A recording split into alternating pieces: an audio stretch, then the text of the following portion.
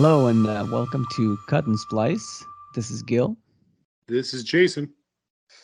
And Matt, and today we're talking about The Godfathers, Godfather Part 1 and Part 2.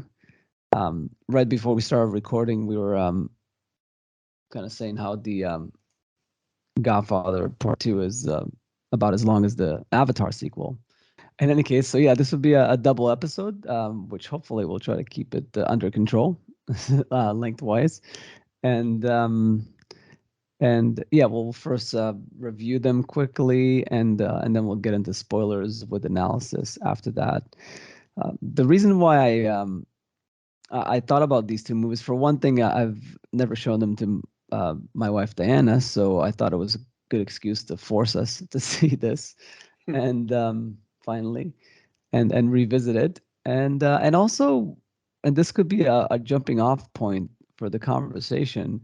But I've noticed over the years that a lot of people tended to think that the second Godfather was better than the first one, and I never had that impression. I didn't even have a very strong liking to the second Godfather, so I felt like, if nothing else, that's a reason to revisit it. I see it also.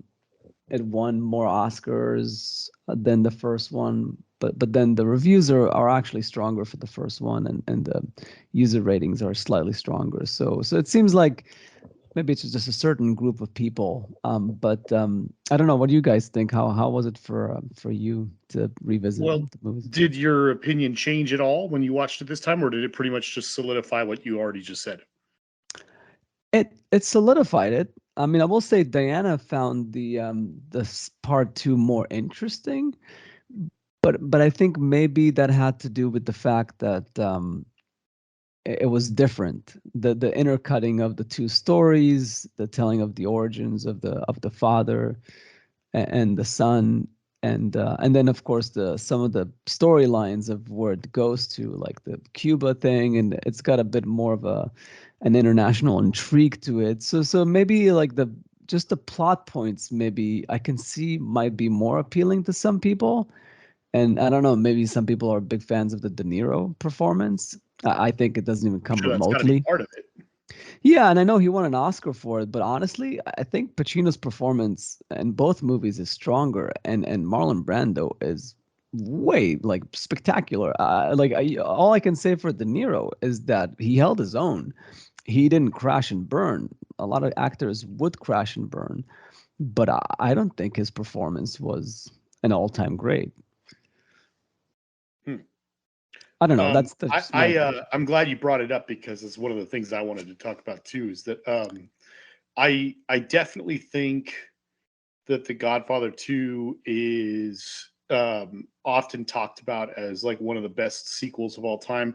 And I've definitely met a good number of people myself that fit the description you're talking about, where they prefer it to the first one. I think it's a great movie. I just think that it's a great sequel too. I just think that the first one is a little better. But I don't know. It's definitely an interesting thing to talk about. so actually, the funny thing is, I just watched both films back to back today for the first time. I've watched both films independently, but this is the first time that I've like just sat down for 7 hours and just devoted all that time to watching the two movies back to back. Um, I, uh, I mean, really, I mean, okay. The reality is that both of these movies, if you're rating them on a 10-star scale, they're both nines at least. Mhm. At least for me. The Godfather is a much more focused film in a lot of ways than The Godfather 2. The Godfather 2 had to lose its focus in order to tell the two stories and go back and forth and give the origins of Vito and intercut that with the rise of Michael and everything that's going on in Michael's life all those years later. Um, if there's a weakness to The Godfather 2, is that I would have liked.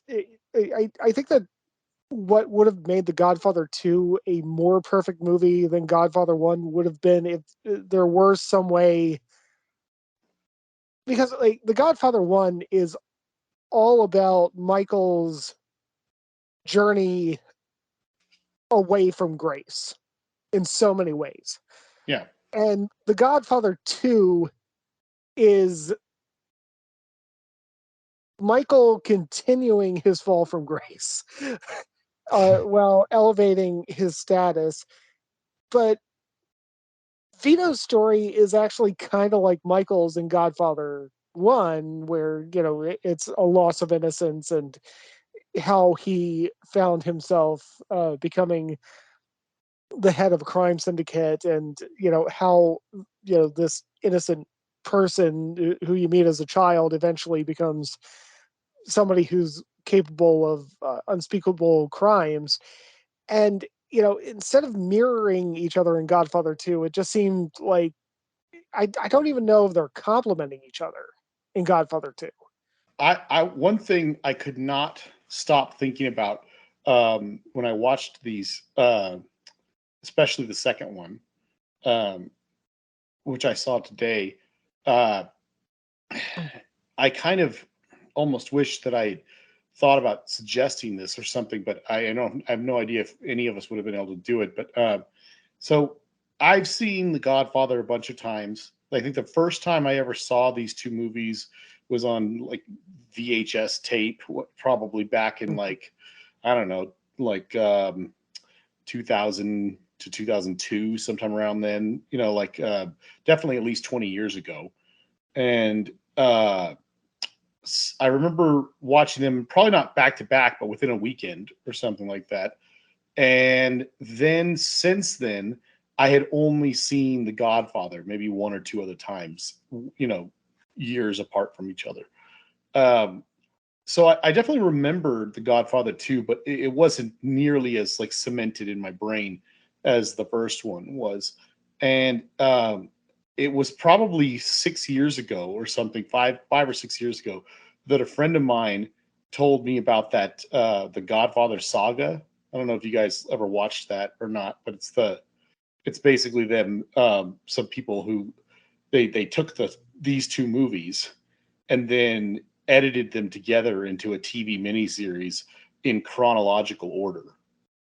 So they take all the De Niro stuff from Godfather 2 and tell that story chronologically, and then stitch it into the all the stuff in The Godfather, and then tack on the others. It basically just tells the entire story of the two movies in chronological order.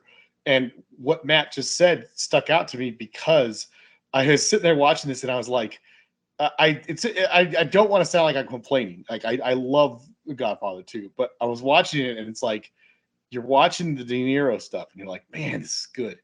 And then the scene changes and I'm like, oh man, I wanted to keep going. I wanted to see what was going on there. And then it's like, it's not like it's bad. The other story's really good too. All the stuff with Michael is really good. But then it switches back and we're like, oh, we're going back to the flashback again. Because rather than like super complimenting each other, it's almost like two excellent stories that don't really need to be interstitched together. I mean, it's not like it really hurts that much or anything, but I just couldn't help but shake that. Like, I kept thinking about it over and over. I was like, man, I almost kind of wish I could watch that other version now. I want to see how that affects the story. Yeah, no, I feel like it's definitely suffers from the two movies syndrome. Aesthetically, it's different, and even acting wise, it's just very, very different. And and there's definitely, obviously, and we can get into it as far as like possible interpretations of what was going in there, like as far as themes that were concerned. It definitely feels like it was very intentional, but it doesn't work well. And more than anything, yeah, it's a pacing issue. It's a major pacing issue. The movie doesn't flow as well as the first one because there's not forward momentum in the same way. It almost feels like the second movie is a miniseries. Like at least could have been cut like three, 1 hour long TV episodes, as opposed to the first movie that feels very much like a beginning, middle of and an end structure, and it's got Yeah. these like ups and downs. Like some of the scenes there, like the some monumental scenes there, which there's not as many of them in the second one. Yeah. Is the scene at the Italian restaurant, Mhm. and then obviously towards the end the baptism thing. Like there's all these famous scenes. What happens to James Caan character, The Yeah. the turn the Italian woman that he almost marries. yeah Yeah, yeah exactly, my the whole thing in Sicily, which by the way, that's the one yeah. area that drags to me the movie down a bit, is Mm. when he goes to Sicily. It's a bit like yeah, I totally get that it needs to happen, but it just like could have been cut slightly shorter. But yeah, it kind of reminded me of the flashbacks in The Godfathers. Like, okay, this is a whole other movie. We're back to the old country. Yeah, Yeah, exactly. Which is again well, fine because it was more minimized there than it was in the. Yes. yeah. Without spoiling the ending yet, now when it comes to the ending of both movies, again, without getting into details, the first Godfather knocked it the fuck out of the park. Uh, Godfather 2, it was strong, but not nearly as strong. I mean, also Godfather 1 has a distinction of having instilled my persistent lifelong phobia of revolving doors. Yeah. So, I guess I should touch on my ratings and Jason too, so we can just move on to the spoilers unless we have anything else. I definitely would recommend for people to watch these movies. I don't know if I would recommend the second one. I would recommend the first one. I think For shame. it's a monumental movie in filmmaking, even though it's about the mob and stuff and the violence and stuff that might not interest you. The filmmaking, and we can get into that in the second part, like so some of the technique, the storytelling technique, the movement of the camera, the use of lighting, the use of music, creation of tension, all that stuff is it's a lot of movies have come close and maybe matched it in certain ways, but very few movies got it all right all at the same time.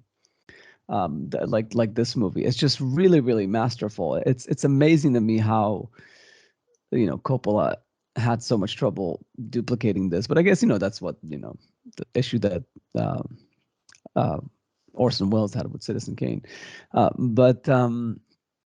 But yeah, it's just a stroke of genius. I would definitely give a 9 to the first one. I would even say like maybe 9.5. If it was it's not my kind of movie. I don't like, you know, crime boss kind of movie, mob movies. But yeah, like otherwise I would give it a 10.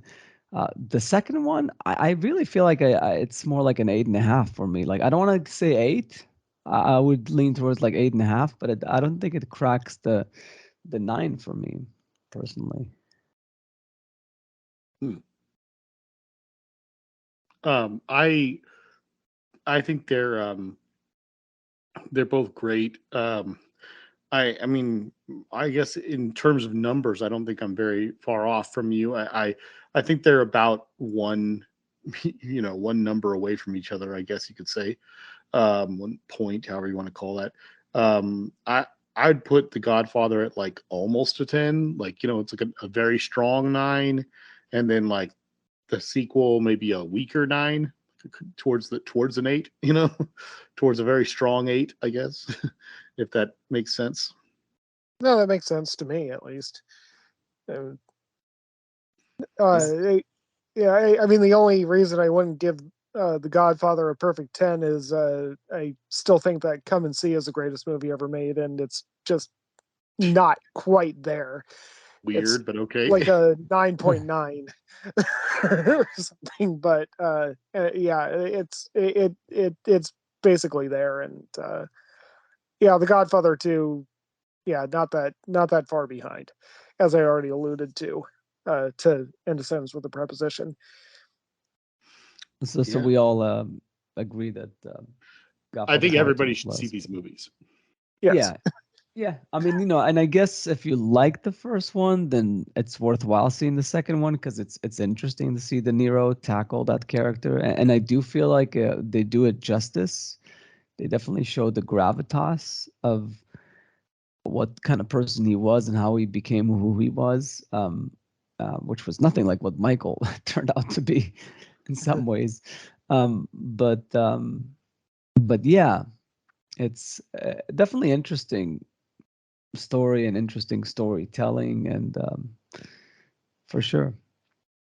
So I guess spoilers. Sure. I thought we already kind of were doing it, but yeah, Sort of, yeah. I don't know. It's a tough one, and I don't know, like if everybody's seen this movie. It's fine. yeah, a lot of people have seen these movies, but apparently, like some didn't. I remember, like in film school, there was one girl there that famously didn't see it, and like, drop everything right now and go see this movie. Or like all the film students being all like pretentious and stuff. Yeah. How are you in film school and you've not seen The Godfather? It's harsh. Yeah. Talking about film school, it's funny that The Godfather was one of the movies where I can remember having like a moment the first time I ever watched it. I mean, I wouldn't say as a kid, but I was like a teenager. I was like probably 15 or 16 or something like that. And I mean, I just watched a lot of movies, but I didn't know anything about movies or about how to make a movie or anything like that, obviously. But it was interesting. It's kind of a moment that I remembered a strange validation, because when I was watching The Godfather, I remembered the first time I ever actually like sat down and watched all of it. I'm sure I'd seen little clips of it here and there, but never watched it, because most of the time, if I was at home, I probably would have been considered too young to see it when I was like, a younger teen or something. But anyway, the first time I sat down and watched the whole thing, I just remember the scene where after Vito's been shot, the Godfather's been shot, but he survives miraculously, and all the little chess pieces are moving into place so that they can kill him in the little hospital that he's in. Michael shows up, and then he wasn't supposed to be there, but he shows up and realizes that something's wrong, and he starts taking all these steps to try and protect his father. And then somebody shows up that he thinks is going to kill him, but it's the guy we saw earlier in the movie at the wedding. It's like he's not a mobster. He's like, he's a baker or something. He's just a guy who came to, just like Michael, to see the Godfather in this bad time, and he's a complete civilian. He's not anything big.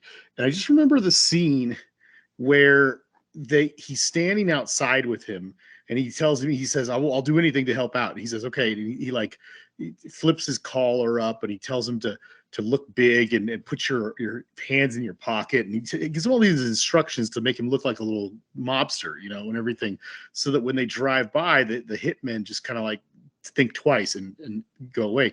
And I remember like the details of that scene. And as a kid, I was like looking at it going like, wow, like they really thought about this. Like this guy's grown up around these sort of people. He's not one of these people, but he's grown up around them, and he gives this guy all these instructions, and then they drive by. And I didn't really have a whole lot of like coherent thoughts about it, but I just remember going like, man, that was good. That was like really good. That was like really important and stuff. And I just remember thinking about that scene and liking it a lot. And then it's funny that, probably 10 years later or something, I remember in school, we're like, we're watching these, or we're talking about The Godfather, and I have no idea what class this would have been in. I don't remember what it was about or anything. I just remember somebody analyzing the movie and describing that, like, that's the scene where, like, a big turning point for Michael's character, because before that he's being very passive about everything, and then that's the moment that he, like, takes action and actually does something for the family, kind of thing. And then it's all, all the dominoes start falling after that. And I just remember when somebody said that, I was like, yeah, I saw that. Yeah. When you were younger. Yeah. Yeah, I mean, I was gonna, one of the scenes that I should have mentioned earlier. Yeah, that one's also a very strong scene, and that relates to the storytelling, the filmmaking, like everything's in the shadows, the whole thing with the shaking device where they concentrate on like he tries to light a cigarette and he can't, and he's Oh shaking. yeah. Then he grabs his lighter Yeah. and he lights it and he's steady as a rock. And he looks at his hand and he realizes, like, I guess it's in my genetics. Like I'm just, like this, the fact that I'm not deterred by this is, like, signifies something. And Yeah, I think this is, he realizes that he's different from the other guy. yeah, but obviously, I mean, he is a war hero and everything. He went to the army and blah, blah, blah. But still, it's very different to be in the army than it is, to be in a situation where, like, assassins might be coming. Yeah. Yeah, like it's you fear for your life. I'm sure he feared for his life in the army too, but yeah, no, it's very different. And then the restaurant scene just takes that to a whole other level. Like, because he ends up not doing what they told him to do, like to come out blazing. Like he sits down and he, like, keeps looking at them. And that scene, it's got to be like a top 10 movie scenes of all time. Like the building of tension there, and the way that he's basically realizing that I'm gonna become a cop killer. Like, I'm gonna be like, that's it. There's no turning back after this scene. I mean, the shifting in his eyes. Yeah. Just the way that Pacino is shifting his eyes in that shot. Yeah. Tells you everything. And the fact that Coppola and Gordon Willis, I mean, I'm going to be heaping a lot of praise on Gordon Willis, by the way, just holding that shot while this guy is talking, and you just need to look at Michael's face and you see this building in his brain, like, okay, yeah, my life is about to change right now. I am about to kill 2 people. This, you see everything just in his eyes shifting and in that one shot, and it's just so well designed and beautifully built up to I mean, it's a payoff that we've been actually, given some time to build up to, and it's just done perfectly. Yeah. Yeah. No, it's the first Godfather is a very, very, even though it's a 3-hour movie, it's extremely focused. It's a well calibrated movie. It's basically Breaking Bad in 3 hours, as opposed to 5-6 seasons, which is why I'm not a big fan of Breaking Bad. I just don't feel like you need to have that long of an arc for someone to turn evil. Michael becomes evil within the span of 3 hours, and it's a magnificent. It's why it's one of the greatest movies ever made. It's one of the most magnificent character development and turns, even though it's tragic.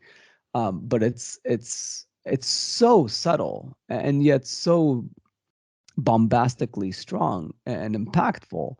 And there's none of that in the second one. Like, there's no big revelation. He's just digging deeper and deeper into the hellish life that is to be a crime boss. But he's not really, like, I don't think he gets into any resolution there, really. It's just kind of depressing. Like, he learns a lot of lessons. but not. I don't know if it gets anywhere. I guess that's why maybe they eventually did The Godfather 3 because they felt like that it didn't really resolve anything as far Yeah. as his arc. Where the first one is a very big arc. He starts as this like war hero, and he ends like with the door closing and stuff. That's Yeah. powerful. How do you go from here to there? That's what movies are all about. That's movie magic. Like, how do you start here and you end there and it actually makes sense?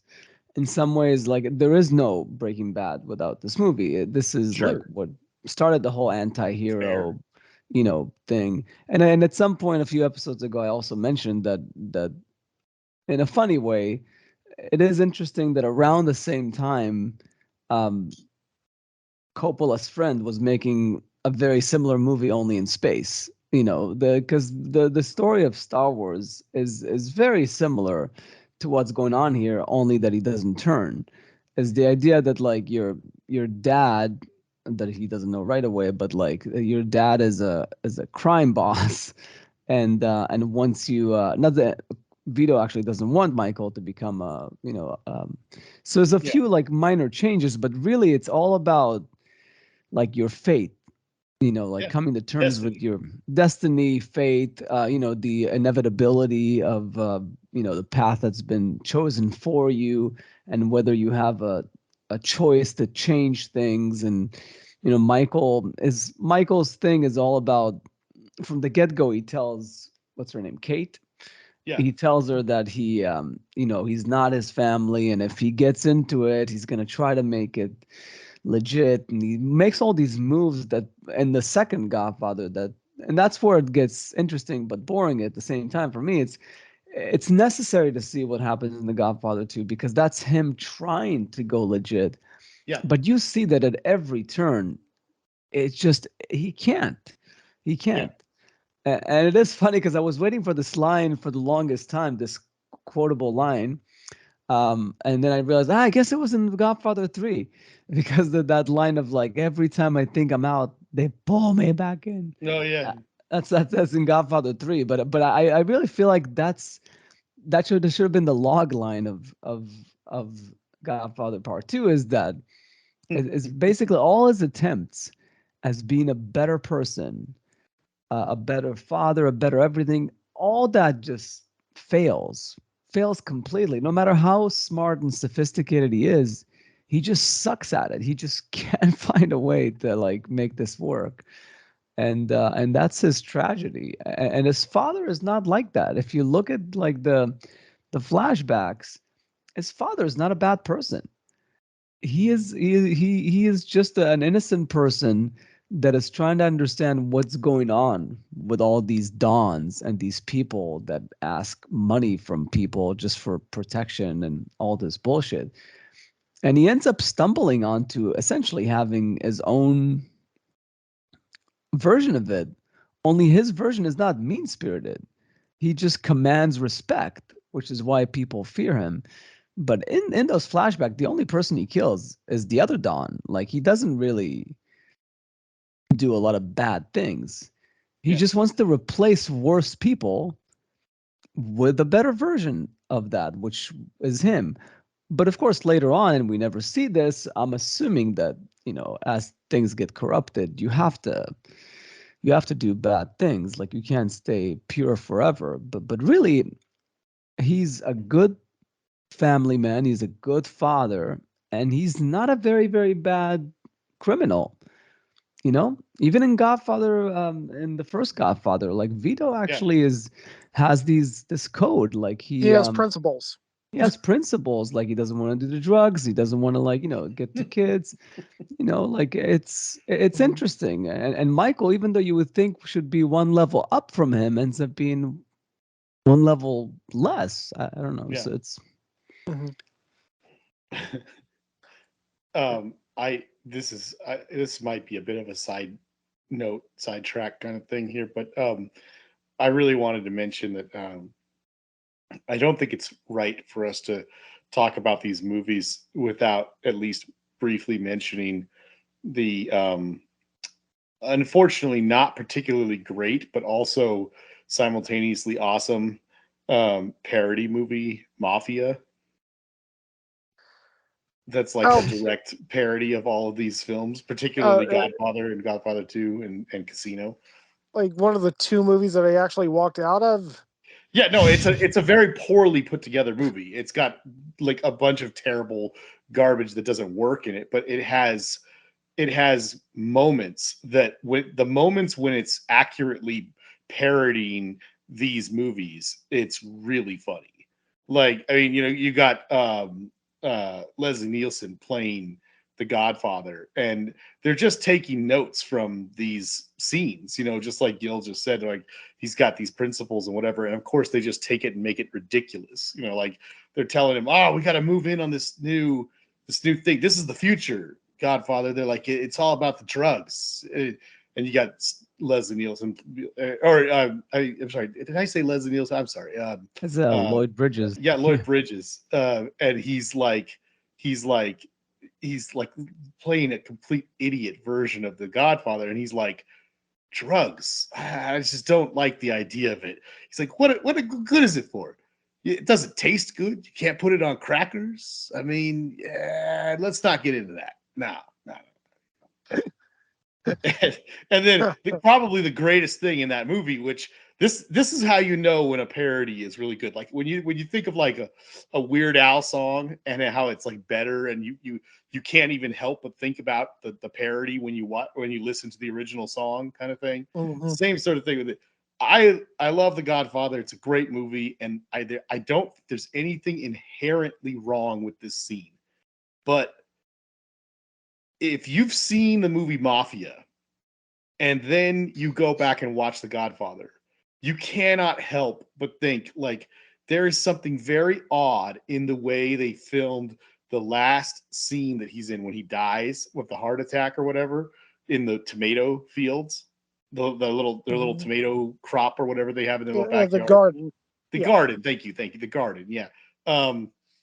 Because they just almost film it like shot for shot. It's like they don't change anything except make it bigger and stupider. And in the parody, it's I believe it's the James Caan character, the older brother's son or something, right? Like it's his grandson that he's playing with, but it's like an evil little kid. He's like a mean little kid.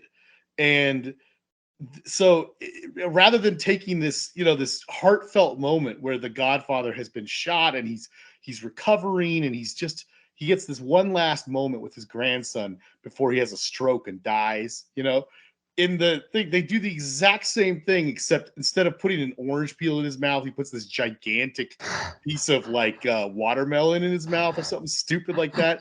And then because his mouth is now forced open with this giant piece of fruit and he can't close it, the little kid grabs the tomato poison sprayer and starts running around pumping the thing, and he's like, oh no, don't spray me with that, kind of thing. And it's like it's getting in his mouth and he's like, and he starts choking and dying, and it ends up being a hit. Like the little kid killed his grandfather, but they don't change anything. Like they do almost shot for shot the same thing. It's just like the kid's a little bit more nefarious about it.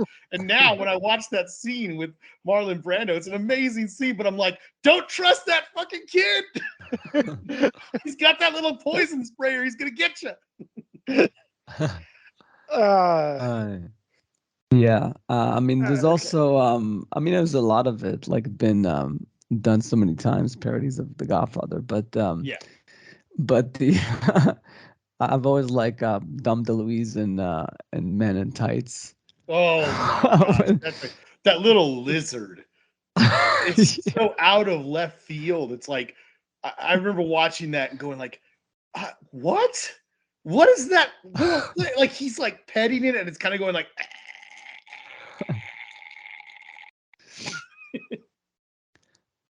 Yeah.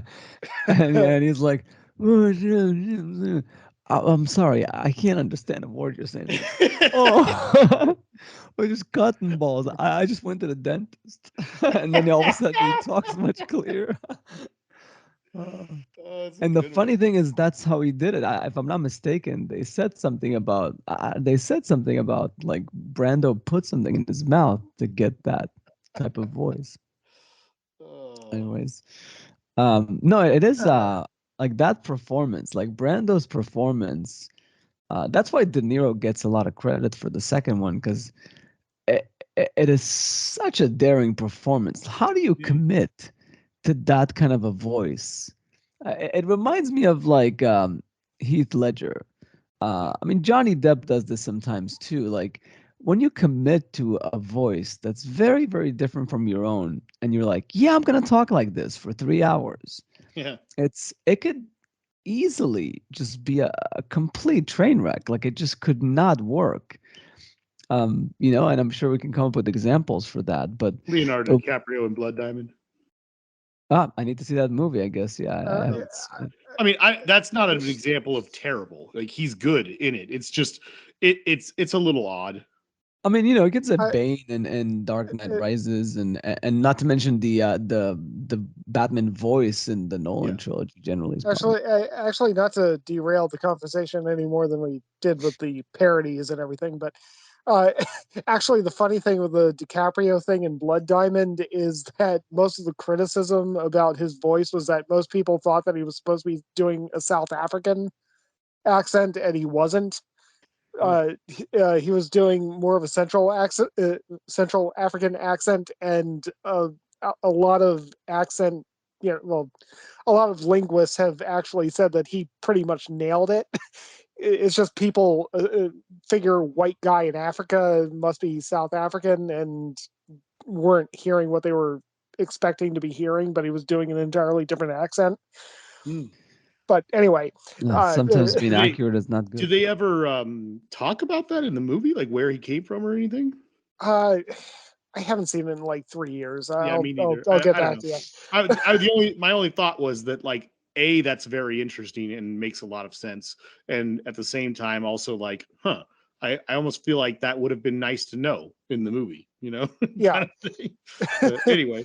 Yeah, it's also something not to beat your audience over the head with in your movie. Like, I'm not from South Africa, everybody. like Jean-Claude Van Damme movies. Right. It's okay that I'm talking like this because our parents came from such and such. No, I definitely see what you're talking about, Gil, in terms of just. And it's not even a thing with accents. It's just a thing with a character voice that is just not your own. Yeah. In fact, I mean, the closer it gets to your own voice, I could see it actually getting harder. Like if you're just intentionally doing like a German accent and you're just speaking as yourself, but if I were somebody from Germany and you're just getting the cadence right and everything like that, I could see that being easier than just being like an American who from Iowa playing another American from Iowa, but just taking on a character voice that's like slightly different and having to hold that the whole time. Like that's got to be really difficult.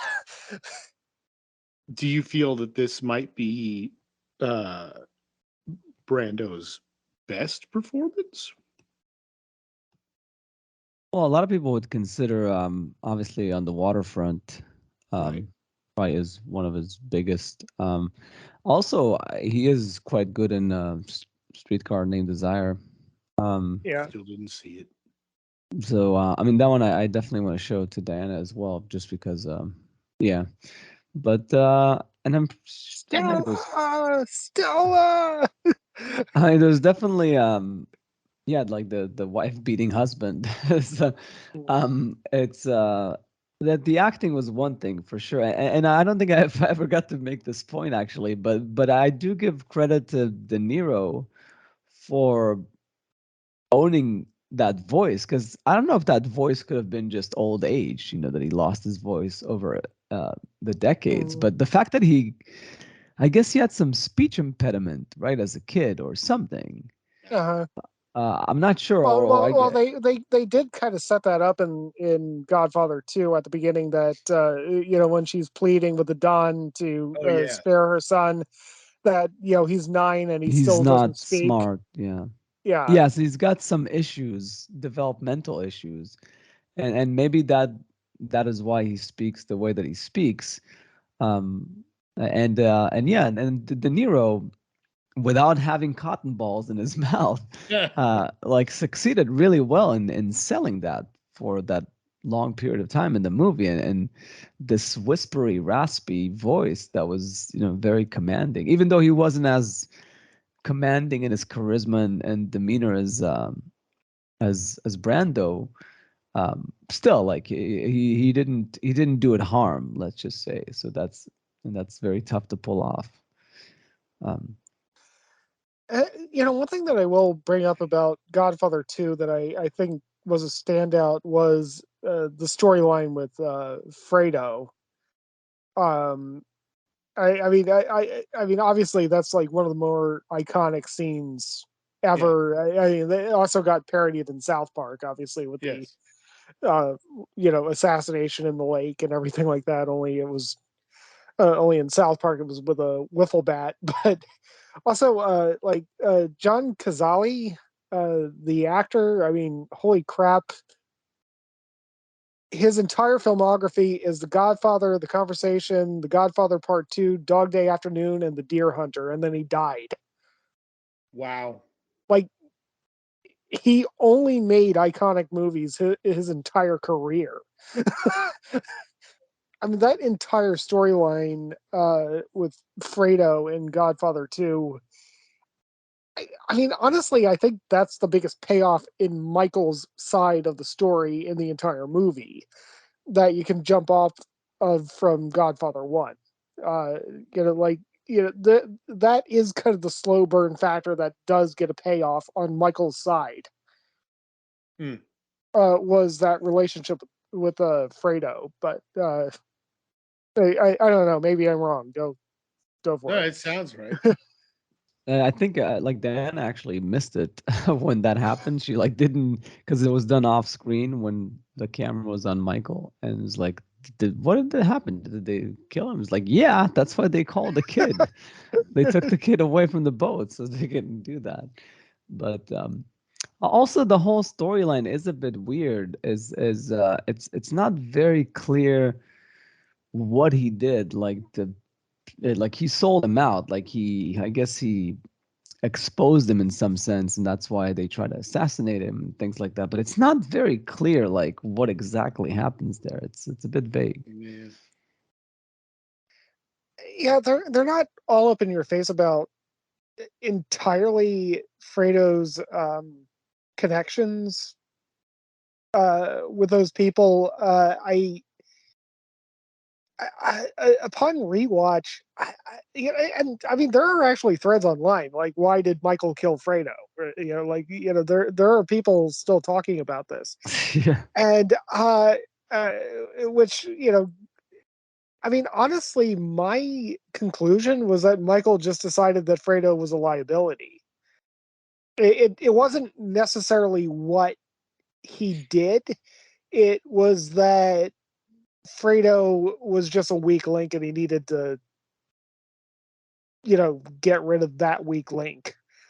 He's they always talk about Fredo. He's not that smart. He's not that, he's not, he's just not that guy. He's just constantly a liability. And, with, uh, and you compile that with he's not perfectly trustworthy and he's not perfectly loyal. I think that Michael just came to the conclusion that you just got to cut him loose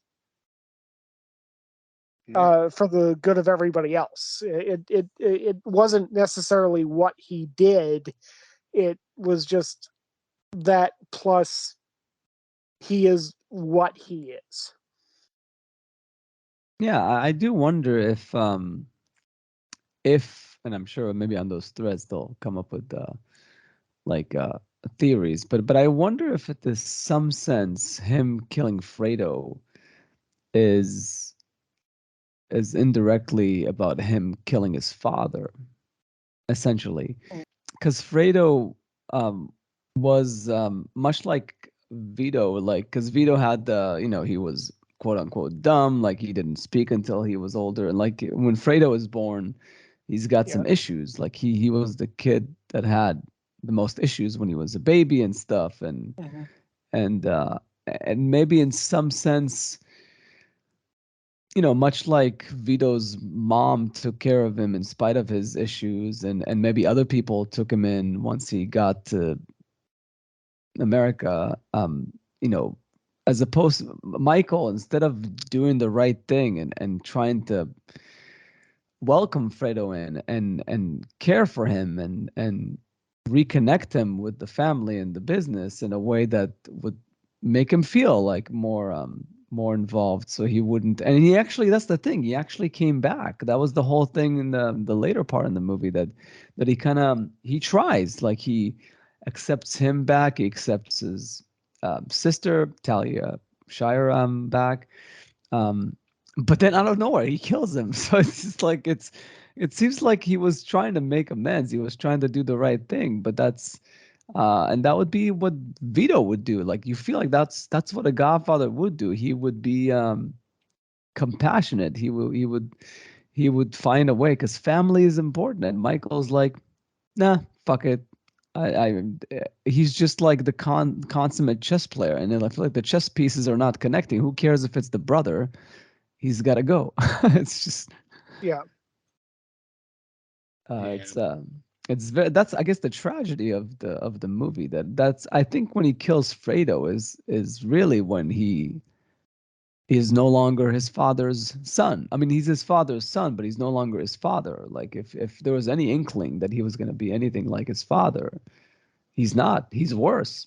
Like he wanted to be a good person. He wanted to turn the family to be legitimate, but he turned out to be worse. It's like yeah. Yeah. I mean, I think that was my reading of it. I don't know if It feels about right.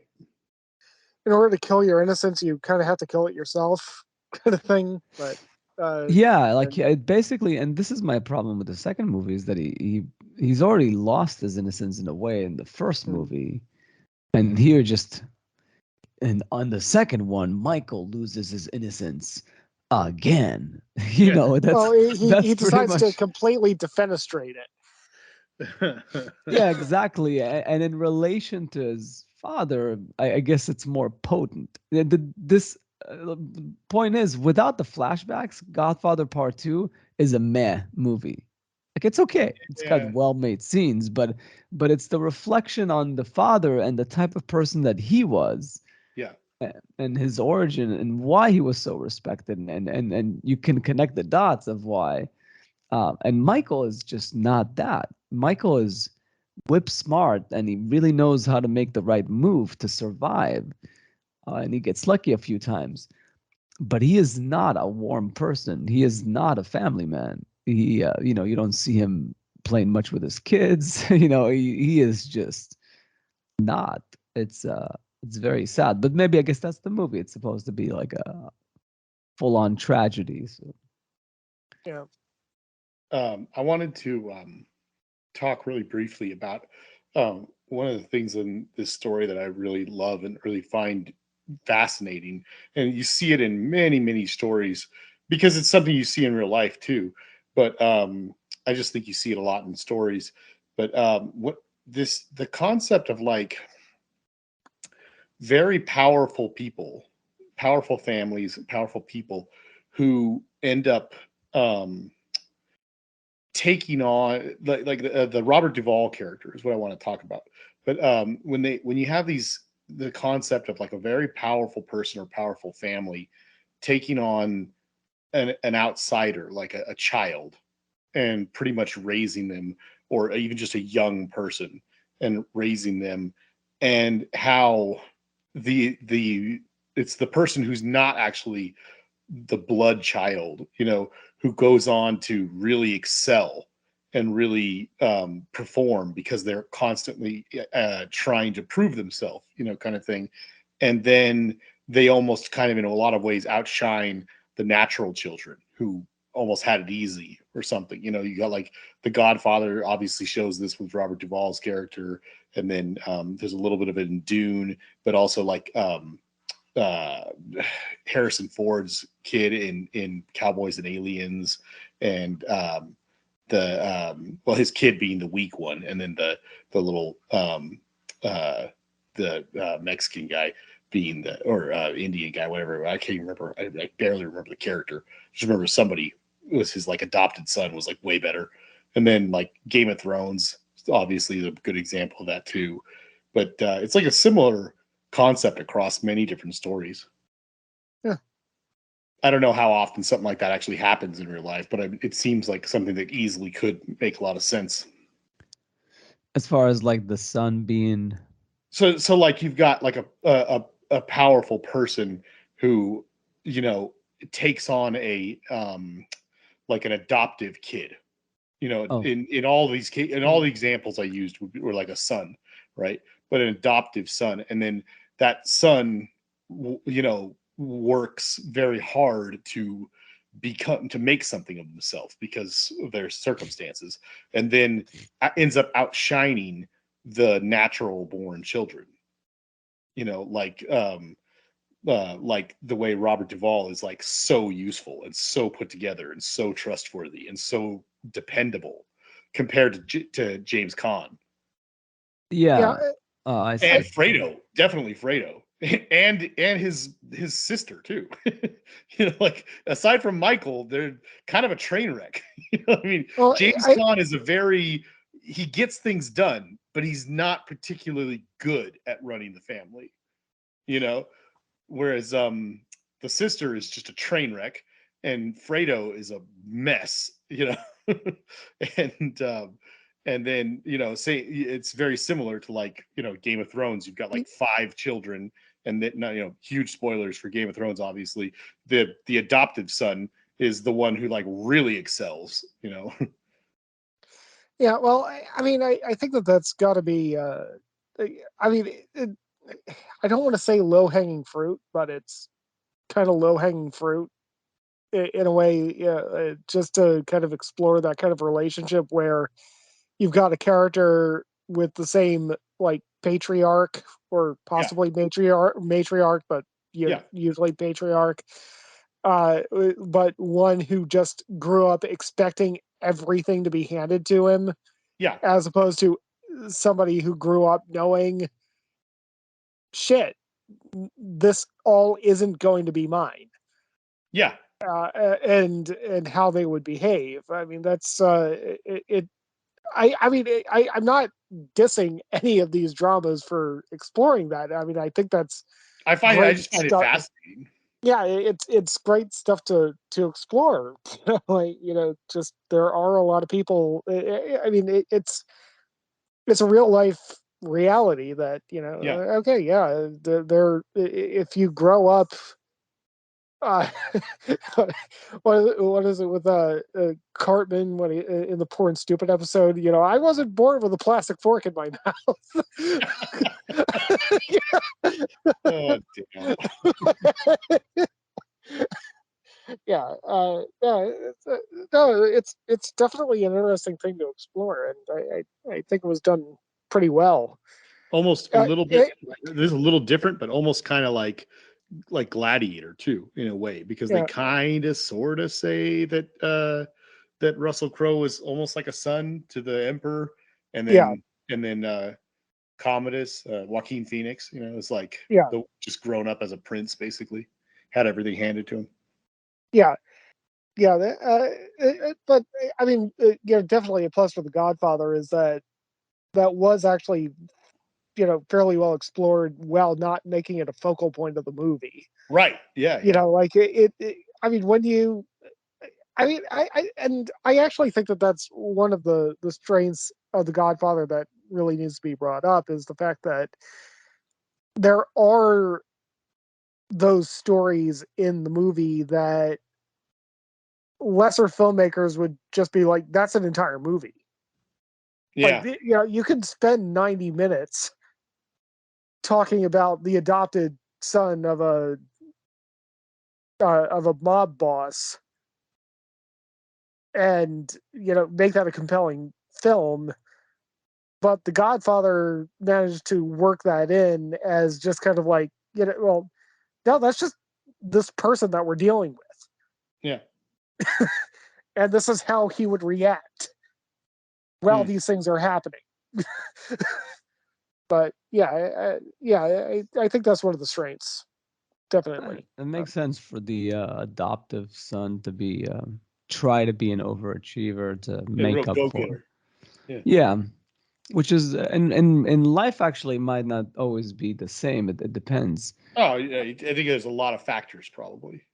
Yeah, it sometimes is the reverse. Like sometimes what happens is wealthy families would adopt, say, like a child that was coming from a underprivileged background or had a lot of trauma when they're kids, and expecting that with the right resources you can really help them, but it's often not that easy. Like they'll probably do well given the circumstances, but you can't expect to have the exact same results that you had with your kids that started from like scratch with like a very well balanced childhood and everything. It's and very few obstacles, and so it's sometimes the reverse. This is a bad example, but for some reason it's what's jumping into my mind right now, and kind of like it's a bad example because they're both adopted, but kind of like the two adopted brothers in that Lion movie, and Nicole Kidman. Patel. Yeah, Dev Patel. Yeah, because it's like even though he was adopted too, it's like what Gil's talking about is the same sort of situation. It's like they should have had, if it was 100% nurture, then technically both of them had the same basic upbringing because they were both adopted at a very young age by the same couple and given the same opportunities. But you can't tell, sometimes somebody's going to turn out drastically different, and his adopted brother in that movie is like he can't even be around his parents. He can't even stand to be in the same room as them. And his whole life is a mess, and everything and whatever. But yeah, like that genetics play a big part of it, even though I'm sure that the nurture part, he's maybe better off than he would be in rural India. But, sure. Well, I mean, like we said, there's thousands of factors. There's no way to tell for sure what's going to happen. But genetics definitely play a big role in that. Yeah. But yeah, no, I it's interesting. The like you said, I guess the best way to put it is that just because it's a trope that we see in movies, this whole concept of what we were just talking about, it doesn't mean that it's that it's always going to work out that way. But it's a story that as an audience can watch and clearly see how things played out. They like Matt said, they don't have to devote a bunch of time to it. We have the scene where Michael is talking to the girl that he brought to the wedding. That's his wife, actually, right? Yeah, his future wife. Kate. Yeah, Kate. Thank you. And he's explaining who everybody is at the wedding to her and how who Robert Duvall is. He just says, "Oh, this is him. He's basically like a brother to me," and blah blah blah blah. And then that's all we need. We could see from the rest of the movie how everything turned out because it's a logical, progression. We can definitely see how that could happen. It makes sense. and it's definitely an ensemble movie for sure. And I think our discussion about the whole genetics of nurture versus nature versus nurture it loops around to Michael, because Michael's journey is very much about his DNA and how as opposed to the adoptive son, he does the reverse. He wants to rebel. And the funny thing is that his dad wanted him to rebel, just not in that way. Like he wanted him to be a legit, like to become a politician or something. But he didn't want to do that. He wanted to do his own thing and carve his own destiny. And for him it was joining the army. So oftentimes the kids that are pampered the most tend to also want to rebel and do their own thing. But eventually, in an indirect way, it loops back and they end up being in the exact same place where their dads were. So which is the whole journey of the movie. It's interesting. I always felt the same way about like my dad, that basically, no matter how different I think I might be from him, I mean, I basically ended up being really into movies because he was very into movies and he worked in a movie theater in like the late 60s and early 70s. And we had a big VHS collection, so it's kind of like how I discovered movies. Um, and but then at the same time, my day job is kind of like I do sales, and my dad has a shoe store where he sells shoes, so he's technically also in sales. So it's Yeah. like, okay, how did I end up here? Like, I really didn't intend this to happen, but I guess it all, like, at some point when I was younger, I wanted to be a basketball player, and then I should have realized, like my dad, looking at my dad, that I'm not gonna be very tall, so I should give that up very soon. But then, like, I looped around in a way, and I came back to the same place where, like, a very similar place to him. So go figure. Like, the life kind of leads you in ways that you don't expect. Yeah. Yeah. And that's Is The this- Godfather.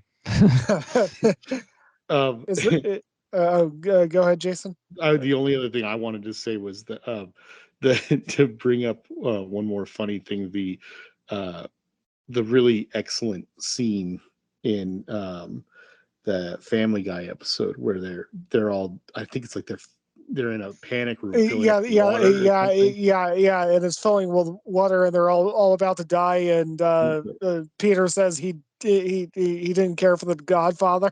That's the legacy of this movie, is that it's so Right. great that, you know, he in his dying moments with his family, he feels he has to get something off his chest, and he says, "I didn't like the Godfather."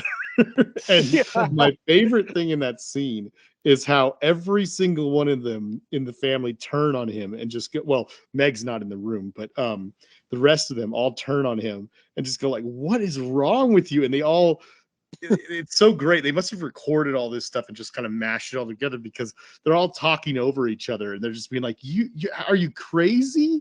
Well, I mean, it's so good. And they all start like listing things that are so great about it. And it's so awesome how, out of all of this stuff between Brian and Lois, obviously voicing the most opposition and bringing up the most points, and somebody's like, "Oh, it's a great cast," and so, and then you just hear Seth Green doing, Chris in his weird little gravelly voice, and he's like, "Robert Duvall." Great actors. Did not care for the movie. I like that scene with the armchairs, where they're all like, I don't even know what they're speaking Italian. They're speaking a language of subtlety, which is something that you wouldn't understand. I think he ends by saying something like, "I enjoyed the money pit." Yes. It's a stupid remark to that, Yeah. that conversation. But Yeah, it's but a glorious it scene. is interesting, like, because when you think about this movie and its place, I mean, you can mention Citizen Kane is also not a Sure. movie that a lot of people would like, but the casual movie watcher, um, or kids that are starting out to watch movies, yeah, The Godfather wouldn't necessarily be an extremely appealing movie. It's more so kind of like what you said about moments and scenes. Yeah. You appreciate them. This happened to me with Full Metal Jacket when I was younger, and I watched it and I felt like, wow, I don't know what's going on, but Yeah. this is really intense and it's very engaging. So I feel like The Godfather definitely has that in spades. Is and we technically didn't even like cover the whole thing in the end, like the which that definitely, it's tough to appreciate when you're younger, but the baptism Yeah. with the Oh yeah. the Michael, that the baby's called Michael, but because he's Mhm. he's doing the baptism, he has to speak for the baby, but his name is Michael, so he's and he has to like be the pure soul ushering him into Christianity, Yeah. but it's Yeah. actually him ushering himself into, Yeah. becoming the Antichrist, essentially. And Like, also Yeah. on the outer layer of the onion, he is literally becoming a godfather. yeah, he's becoming a godfather in the scene, and he's becoming a godfather, like, spiritually to others, and yeah, and he's renouncing Satan exactly when Oh he's yeah. doing Right. Satan's Right. bidding Right. of killing a The, bunch of people. the priest does say that. Do Yeah. you renounce blah blah blah blah blah?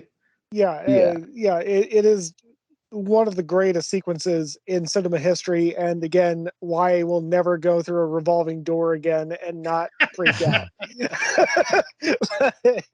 I like no, revolving doors. but yeah, it's that sequence is just phenomenal. Can I go on my Gordon Willis round or Gordon Yeah, Willis Yeah, rant? we should end with that for sure. Yeah, unless there's something else. Okay. No. Okay, so it's not controversial to say that Gordon Willis is one of the greatest cinematographers who's ever lived. During the early 70s, The Godfather came out in what, 72, right?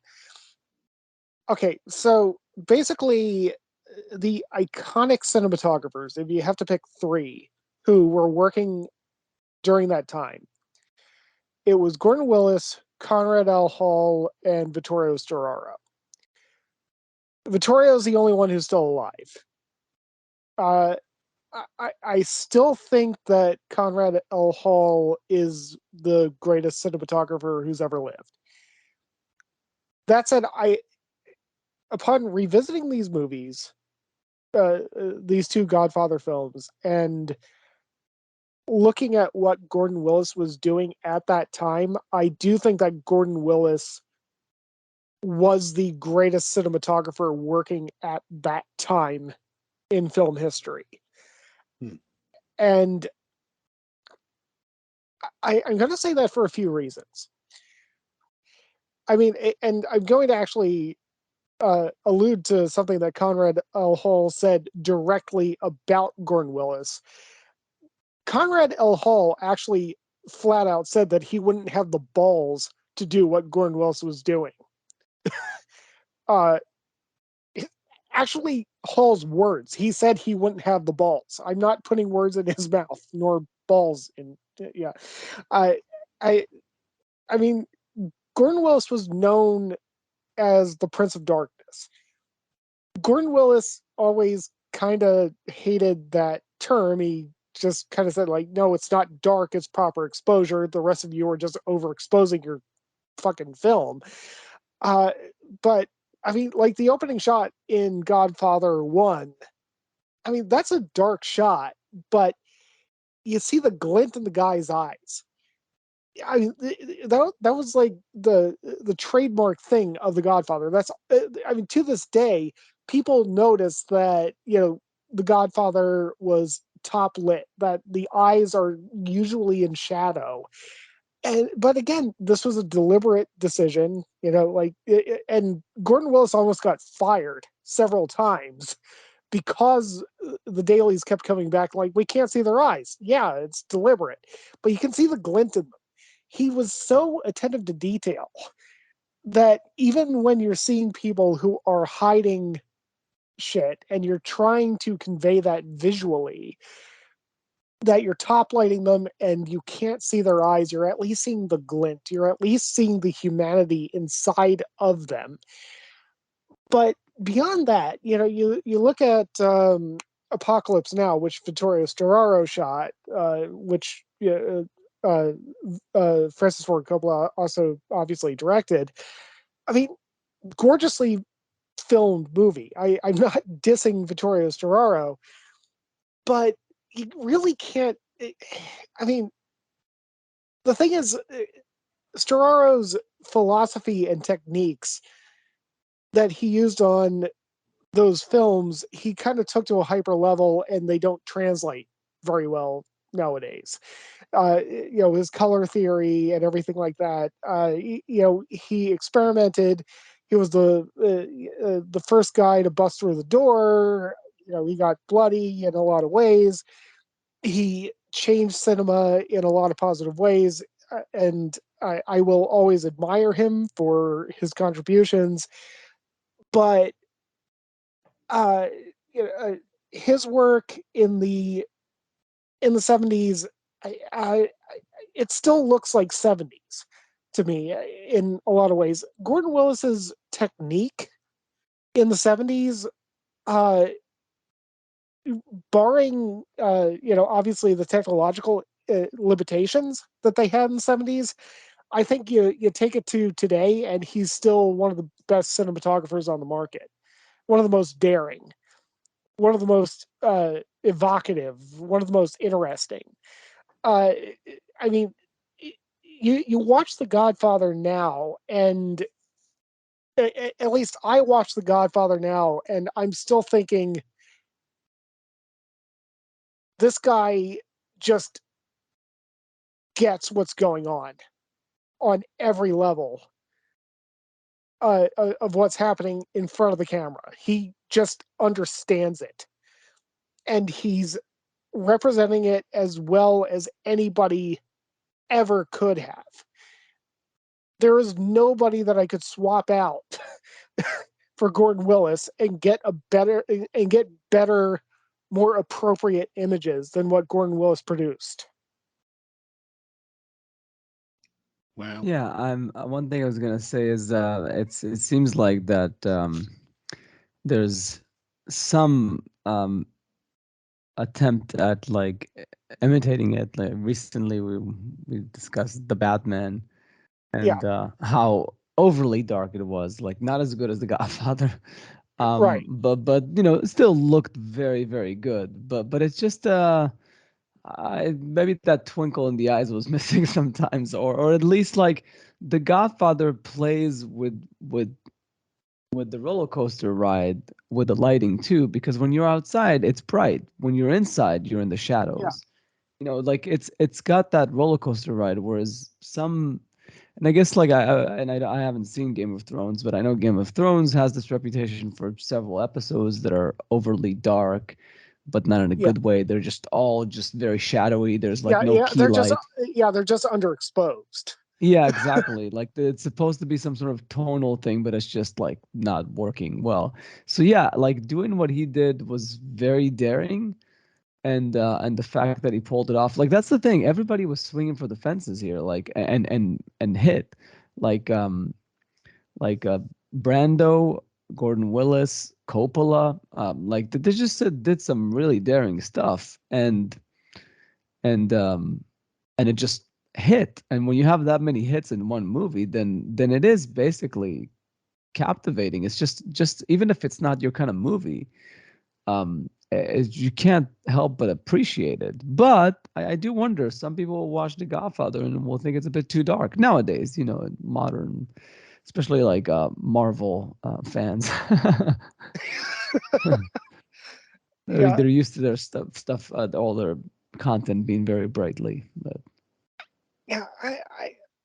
I mean, I mean, Gordon Willis did subsequently talk about a couple of shots in the movies, particularly in Godfather 2, where he thought that he might have gone a little bit too far in making it dark. Like maybe there should have been a little bit more of an edge light on an actor, and since that wasn't there, we just kind of seeped into the background or something. But particularly in Godfather 1, I mean, I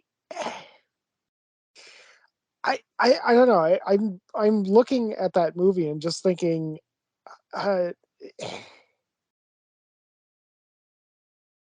it's not dark in that I'm looking at the shadows and thinking I want to see what's in there. It's dark in that,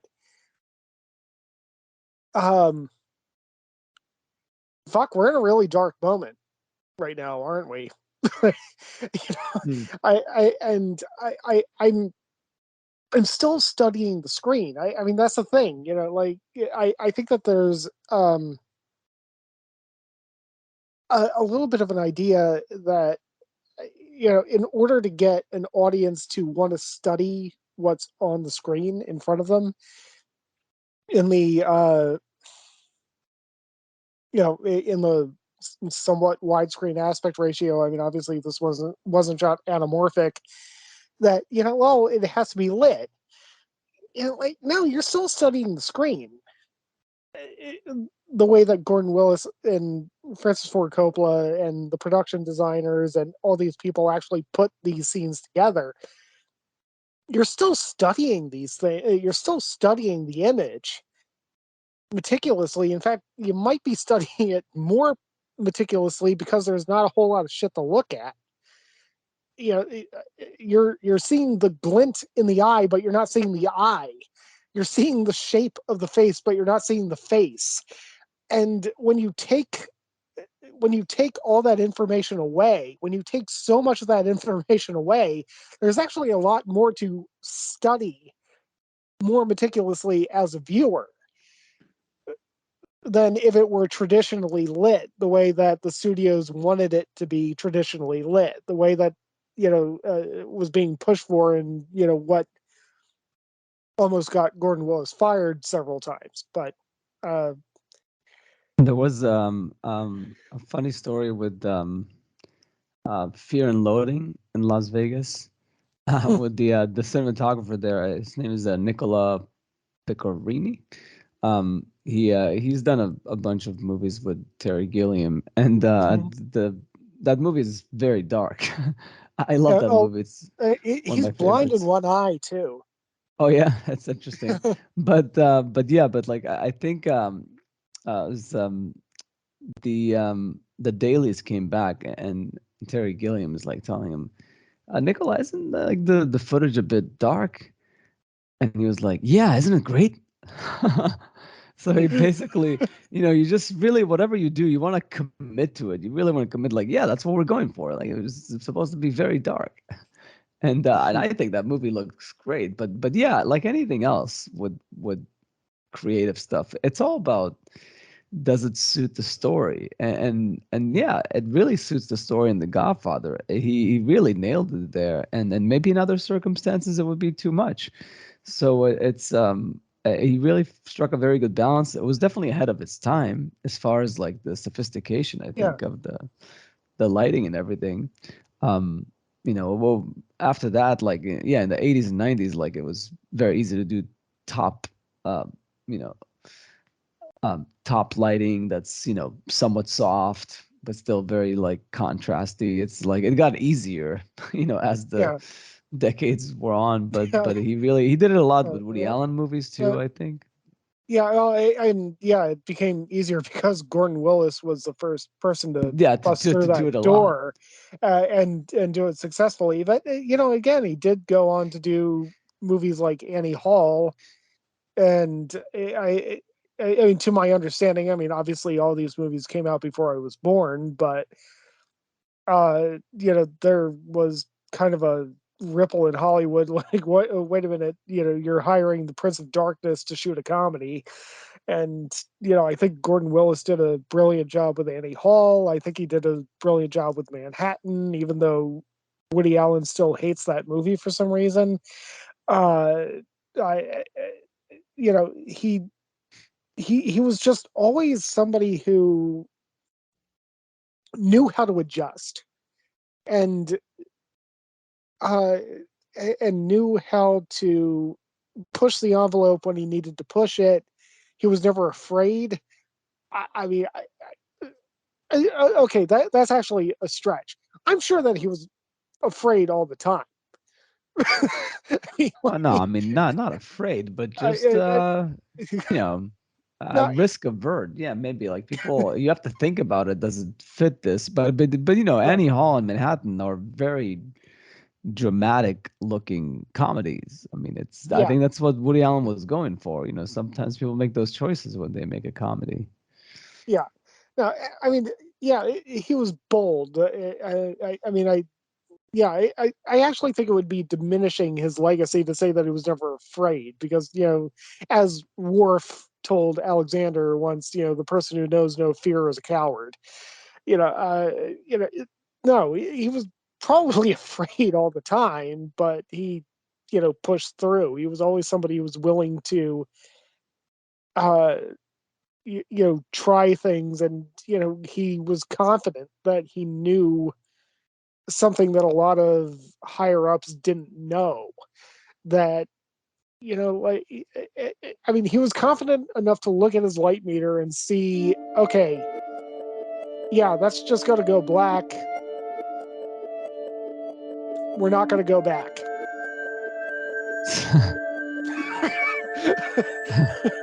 once you go black.